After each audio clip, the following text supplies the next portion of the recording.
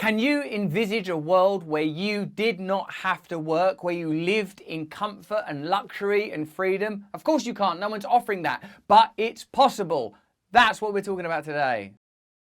Hello there, you 4.7 million glorious wonders, you shimmering rays of an eternal sun, here temporarily embodied to bring light and love to one another. Did you know that one of the reasons I feel disenchanted with contemporary political life, yes, the corruption, yes, the lies, the treachery, the duplicity, the relationship between big business, media, government, you've heard me say it 1,000 times, you knew it already. Damn it, you've taught me about it. But something that we don't think about enough, in my opinion, is no one is presenting a real vision to us anymore, are they? People are saying, we'll take things further in the direction of authoritarianism, or we believe in personal freedom. But no one's saying, do you know we can remold the world however we want to? In fact, this kind of dystopia we're marching towards is somebody's vision. It's the vision of the elites that's currently being fulfilled. I spoke to Daniel Pinchbeck, author, writer, thinker, on my podcast, Under the Skin, available from Luminary, and we got into some of the avant-garde, cutting-edge ideas about how the world could really change.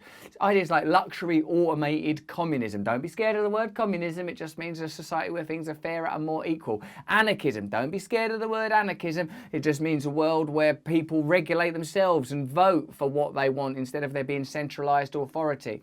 I read on his recommendation a book called Inventing the Future that says, you know, the problem with collectivism, localism, is that without a hegemony, without a centralized dominant idea, you have no chance of challenging the current hegemony, the hegemony of neoliberalism, of corporate power, of centralized state power that collaborates with corporate power to create a sort of, what do I want to call that, a right angle of injustice or corruption. I don't know.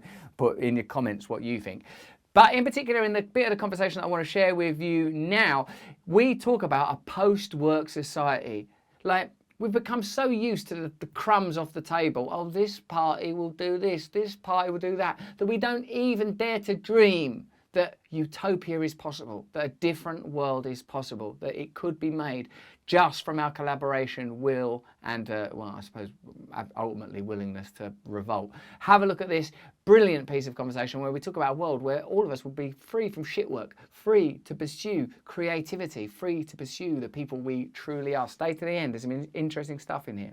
Well, I'm a little excited right now. This book, Inventing the Future, got me excited. I mentioned it before, but okay. They propose that for the left to kind of win some victory, in a way, it has to organize a counter-hegemonic project that has to have a pretty simple goal, in the way that Trump talked about, build the wall or drain the swamp. What they propose is the organizing around the idea of a post-work society. And so that would, be something fully like automated luxury communism. What's that? Fully automated luxury communism. Exactly, yeah. But I think this idea is a really powerful one because we know that although the ecological crisis is changing some of the dynamics, we have enough food to feed everybody. We have enough resources to take care of everybody. I mean, we could just start from that. Like, what if people and if people don't, so the only reason that we're in this, clusterfuck is because it serves the interest of the powerful, right? If people have to slave away at like subhuman wages, that allows Jeff Bezos to, make another $1 billion an hour or something like that, So, if people had a basic, income, if they didn't have to work to survive, then the whole price of work would change because labor that, like taking care of autistic kids or, working in a hospice, like, people who do that work should get paid, very, very well. And that would be the case if everybody had a basic income. That's cool, Daniel. That's cool because, like, if you think about it, all this like stuff that's in the ether, in the news about like new like union movements and strikes and people walking out of jobs, that's sort of like that's present, that's pushing through. Then, like, even ideas which I feel they're too sort of bloody mainstream, or they're too, universal basic income, like that sort of idea is sort of like being presented now. But so if you to present, because I like with Trump's ones, they're all kind of like drain the swamp, three words, build a wall, cool. They're like, you know, there's people are just on the left, which is still where I consider myself to be, like, are so reluctant to sort of go, that dude communicated well. You know, like sort of like they're so busy with the demonization, the vilification, the sort of focus on the many evident and obvious flaws the guy had, like to not acknowledge, firstly, you're yielding and ceding all of this territory because of your own hollow, shallow, empty ideologies, and secondly, he's funny. You know, there's just two things you've got to address instantly. So like you know, thinking about that, I like what you're saying about like no more work, because who does really want to work? Oh, me, I'm a workaholic. Me, I like it, but then I'm a vocational Dharma guy, you know. Well, yeah. So basically, when you bring up the idea, you know, I've been talking about it recently, and a lot of people are like, you know, work is what makes life meaningful. You know, and I understand that. I understand there's like, you know, we come from like the Protestant work ethic, like a lot of people that, you know, believe in, you know, so, you know, I think that it would, you know, and this is what they talk about in the book, Inventing the Future. It would take a little ideological, it's almost like it needs a marketing campaign for people to relax. Like, okay, like, it's okay. You know, if somebody just wants to hang out with their kids for a while, or, you know, hang out with their 86-year-old mother, like that's their choice. Like society kind of handle that. You know, they're not going to have, you know, money to eat at like a fancy restaurant maybe or whatever, but, you know, let's let them do that. But I think what would happen, and this is actually, they've done a UBI study recently in Stockdale, California. They just gave people $500 a month, you know, which not very much, but they found that over like a year or two, you know, they were actually working, they got better jobs because they didn't feel so desperate, and their mental health problems dissolved, you know, so actually they became far more productive and together members of society. It's just this constant nagging anxiety and insecurity that's hovering over under most people's lives is actually very debilitating. So I think if you took that away, it's not that people wouldn't want to work or contribute.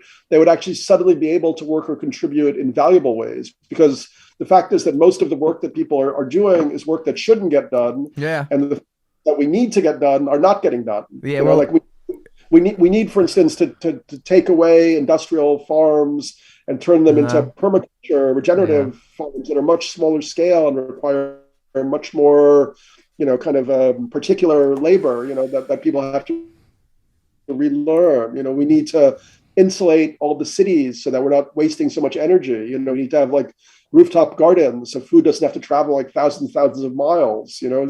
So you know, we need to liberate people from shit work so they can actually do the real work that would allow us to have a future together, you know. Yes. And like one of the clear epiphanies available that granted by the pandemic was 80 to 90% of all work can immediately stop, and it doesn't make any fucking difference because it's unnecessary self-sustaining loops of needless consumption.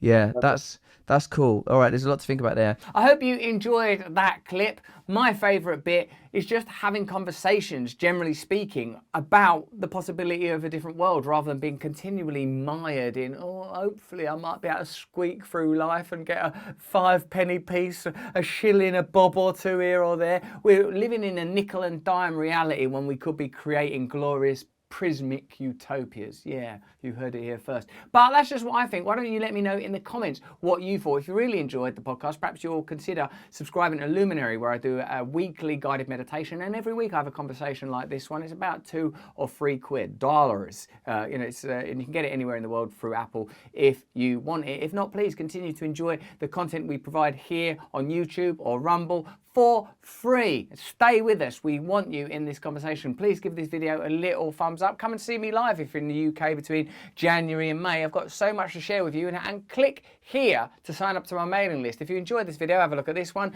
If you want to learn a little bit more about spirituality, please consider signing up to my Awakening side channel. More important than any of that is that you please stay free.